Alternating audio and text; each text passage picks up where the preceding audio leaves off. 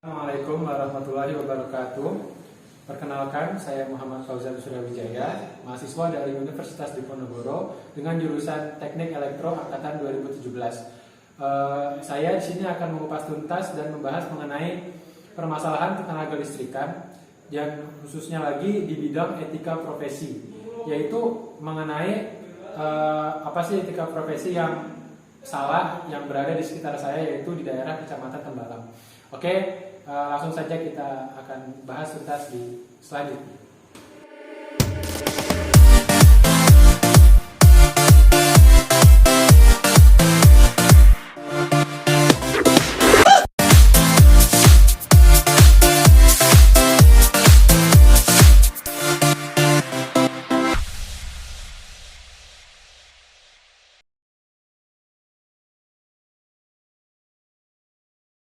It's my life. Lazy. It's my life. I got dirty. It's my life. I wanna shopping. It's my life. Tadi bisa dilihat bahwa masih adanya kabel PLN yang dia itu masuk ke daerah pepohonan. Hal tersebut sangat berbahaya karena dapat menyebabkan short circuit dan juga hal tersebut dapat menyebabkan kebakaran dalam kasus terburuk.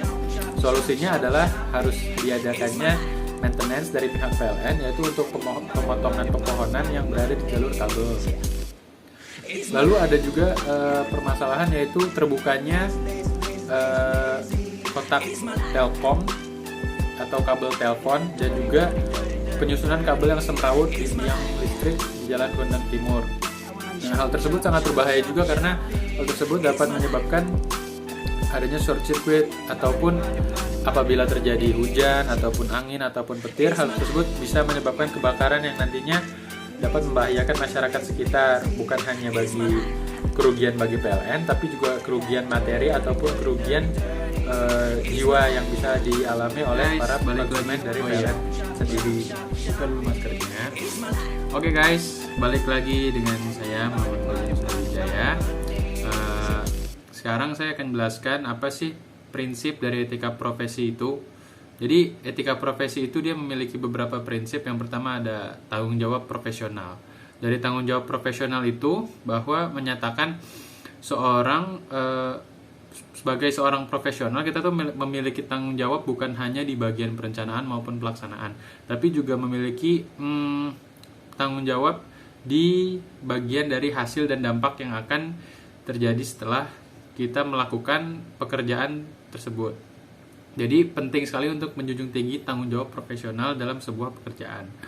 Lalu yang kedua ada tentang kepentingan publik.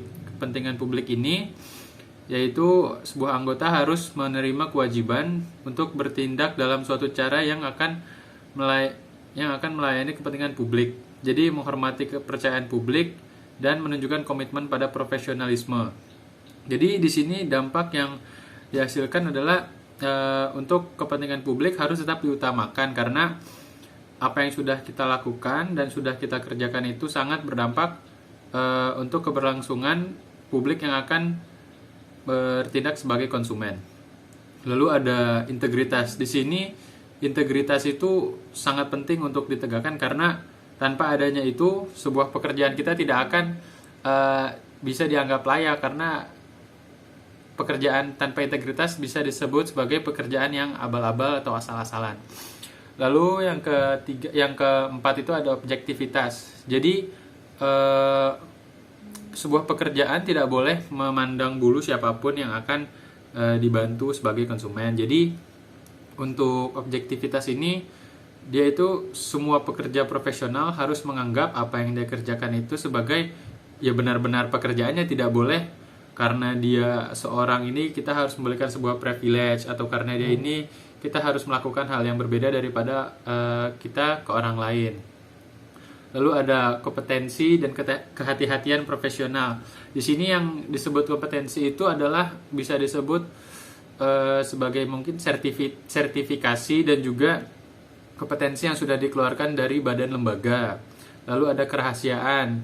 kerahasiaan profesional ini harus mampu menjaga kerahasiaan atas informasi yang diperolehnya dalam melakukan tugas, walaupun keseluruhan proses mungkin harus dilakukan secara terbuka dan transparansi. Lalu ada perilaku profesional. Perilaku ini melakukan tugas sesuai dengan yang berlaku, yang meliputi standar teknisnya. Lalu ada standar teknis. Jadi standar teknis ini digunakan sebagai pedoman yang dipegang oleh para pekerja dalam melakukan sebuah pekerjaan.